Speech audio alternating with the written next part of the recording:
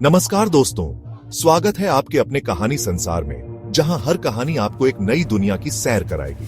यह चैनल है उन जादुई किस्सों का जो दिल को छू जाएं, मन को सुकून दें और कल्पना को पंख लगाएं। चाहे हो परी कथाएं, रोमांचक कहानियां या सीख भरे किस्से, यहाँ हर उम्र के लिए कुछ खास है। तो चलिए सुनते हैं एक और दिलचस्प कहानी, केवल आपके अपने चैनल पर।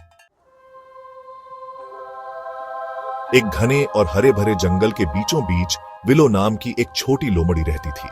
उसकी फर डूबते सूरज की तरह लाल थी और उसकी आंखों में जिज्ञासा की चमक थी।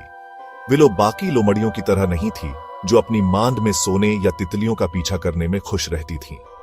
उसे जंगल के छुपे हुए रहस्यों को खोजना और नई चीजें जानना बहुत पसंद था।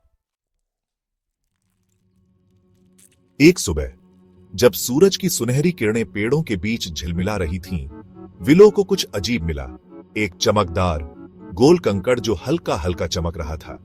उसने सिर टेढ़ा किया और पूछा, तुम क्या हो छोटे कंकड़? जैसे ही उसने उसे अपने पंजे से छुआ, कंकड़ हल्के से गुनगुनाने लगा और कांपने लगा। अचानक एक नरम आवाज सुनाई दी, मदद करो। विलो के कान खड़े हो गए। यह किसने कहा? कंकड़ ने जवाब दिया, मैं स्पार्क हूं, अब और ज्यादा चमकते हुए। मैं एक खोया हुआ तारा हूं और मुझे रात होने से पहले आसमान में लौटना है। विलो की पूंछ खुशी से लहराई। एक तारा मेरे जंगल में? मैं तुम्हारी मदद करूंगी घर वापस जाने में। स्पार्क को पत्तों से बने एक छोटे से थैले में सुरक्षित रखकर विलो ने अपनी यात्रा शुरू की। रास्ते में उसने अपने दोस्तों से मदद ली। पिप खरगोश, जिसने विलो को तेज बहती नदी पार करने में मदद की। लीला उल्लू, जिसने उन्हें जंगल के सबसे ऊंचे पेड़ का रास्ता दिखाया। और मैक्स गिलहरी, जिसने विलो को ताकत देने के लिए अपने गुप्त अखरोट के भंडार में से कुछ दिए। आखिरकार जब सूरज क्षितिज के नीचे जाने लगा, विलो सबसे ऊंचे पेड़ के पास पहुंची। एक विशाल बरगद जो बादलों को छूता सा लगता था। विलो ने स्पार्क से पूछा, अब हम तुम्हें ऊपर कैसे पहुंचाएंगे? स्पार्क ने धीरे से कहा, अपने ऊपर विश्वास करो। गहरी सांस लेते हुए विलो पेड़ पर चढ़ने लगी। उसके छोटे छोटे पंजे छाल को मजबूती से पकड़ रहे थे। वह और ऊपर चढ़ी और फिर थोड़ा और। आखिरकार उसने पेड़ की सबसे ऊंची डाल पर पहुंचकर स्पार्क को आसमान की ओर उछाल दिया।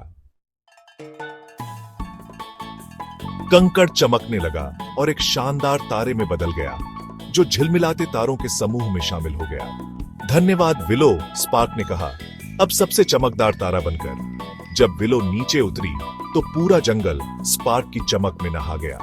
उसके दिल में गर्व और खुशी थी। वह जानती थी कि भले ही वह छोटी थी, लेकिन उसने एक तारे को वापस आसमान में पहुंचाने में मदद की थी। उस रात जब वह अपनी मांद में सोने गई तो उसने आसमान में स्पार्क को झिलमिलाते हुए देखा। उसने मुस्कुराते हुए सोचा कि उसकी जिज्ञासु दिल ने उसे एक अद्भुत रोमांच पर ले गया था। और कौन जानता है, शायद कल उसे कुछ और खोजने को मिले।